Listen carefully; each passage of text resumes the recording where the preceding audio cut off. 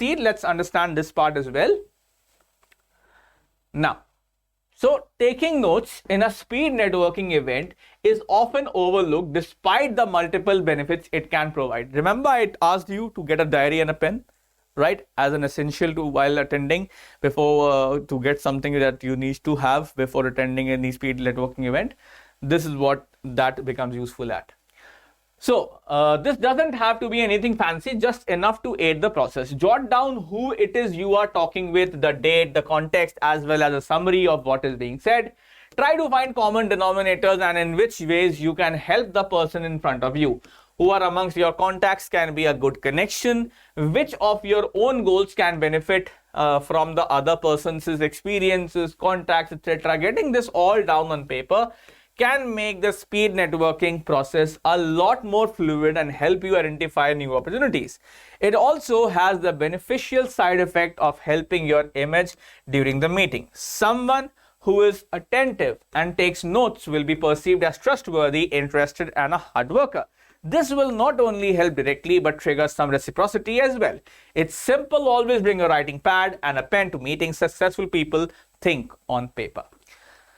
See, the brain should be used for thinking and not remembering.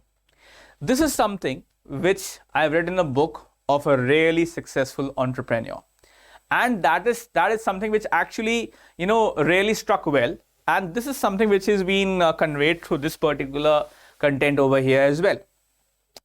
Whenever you find someone who's interesting, whenever you find someone who's taking interest in you, it's very important to understand what exactly do they bring to the table and what exactly do they have to offer. So once you take out your writing pad or a notepad or a diary and start noting their details, that is simply going to put you across as someone who is a trustworthy, who is a probable trustworthy contact and is there for actual business and is certainly going to get things done. And it is also going to invite some reciprocity and the other person might also start doing the same. Okay, so you will have a connection built instantly. All right, and certainly it's going to be useful in the long-term goal of completing the objectives that you might have for your particular company for which you are there.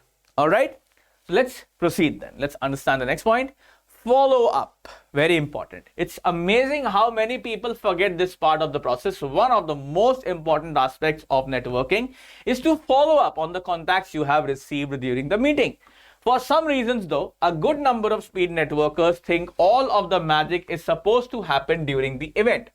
The reality is, if you do not follow up, you might as well have stayed in the office and done something more useful. It doesn't have to be anything crazy either. Place a quick phone call, book a lunch, or send an email so that the person gets a more lasting impression of you and what you do. This shows professionalism as well as respect for the time the other person took to meet you. By revisiting your notes, it will be easier to recall details related to the goals of the other party. So whatever you have noted down, once you get free, once you get back to your office on the next day or the following day, so make sure you take out that notepad in which you noted all the various details from the event and you follow up with that particular person. Okay, it can be let's just say if you don't wish to hit it off instantly, so it can be a simple courteous call, it can be a simple courteous mail. Don't just wait for the other person to start the communication first. All right, you can also do the same. You can initiate the communication right away, and then once you get the feedback, you can simply start an email chain. And also watch my session on how to write professional emails. All right, so definitely that's going to help you a lot. There's also one part in which such kind of emails are discussed. Okay, so that is what I'm saying. So it's very important to get back to the other person, especially after such kind of events, because it shows that you are actually serious about connecting and you're actually serious about the objective. So that reassures the other person and then you develop a serious bond amongst yourselves. All right, so that's why it's very important to follow up after any kind of speed networking event.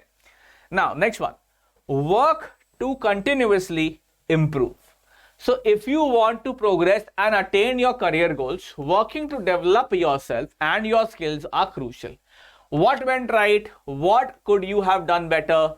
Do not wait to figure out how you can improve until you're in the middle of your next speed networking session.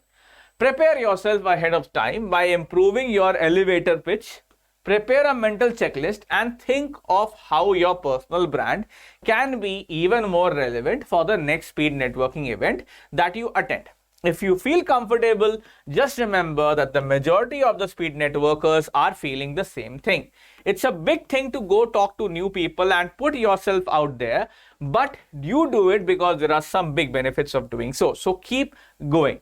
So see, the point is continuously one needs to work on one's craft so that improvements happen, and it's pretty obvious that how you are now, you are certainly better than what you were 5 years ago. What I am teaching right now is much more different and advanced what I was teaching 5 years ago, right? So with time, when one works on oneself continuously, improvements do happen, right? So that exactly holds true with speed networking. That also holds true with elevator pitches. Whatever mistakes you committed, go through the mistakes, think back, and perhaps have an introspection in the fact what went wrong in your speed networking event, or how could you have done even better than you did, and then try to note down the mistakes that you committed or that might have got committed, or what you noticed other people's committing mistakes, or if you find what were the best moments of the speed networking event,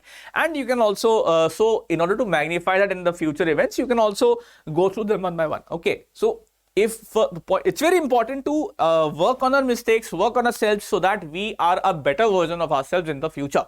Okay, so that's exactly what's being conveyed over here.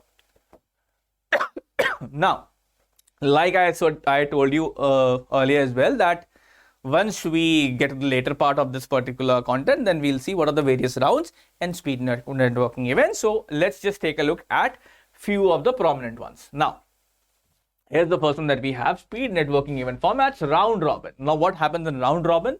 This is one of the most popular models of speed networking. It's fairly straightforward and involves one group rotating to meet with one person after another every few minutes. Typically, a round robin speed network event will have the attendee gain 8 new contacts within an hour period. So in round robin, this is a very common point. So different groups of people are going to meet with different groups of people, and about in an hour, every few minutes, such kind of meetings are going to happen, and generally 8 to 10 new connections are going to be built in a single hour in this particular round. So it's a really speedy round. Okay, next that we have group. Now, in this form of speed networking event involves a handful of people being assigned to a group and spending some time within that group introducing themselves. There is commonly some form of sorting that goes into determining who is in each group. Each group session will normally last anywhere between 5 to 15 minutes. So this is also another way in which a group is formed from the number of people who are attending the speed networking event, and then they can have a discussion amongst themselves, and then they can a good update can be provided on the connections which is being conveyed to them. All right. Another one that we have is station. A station-based speed networking event is a bit different than the other two. What will normally happen is all the attendees will go and fill out a questionnaire before the actual meeting. This will cover the basics of what they do and who they would like to meet. Then these will be sorted to find out who would be a good fit to connect with one another.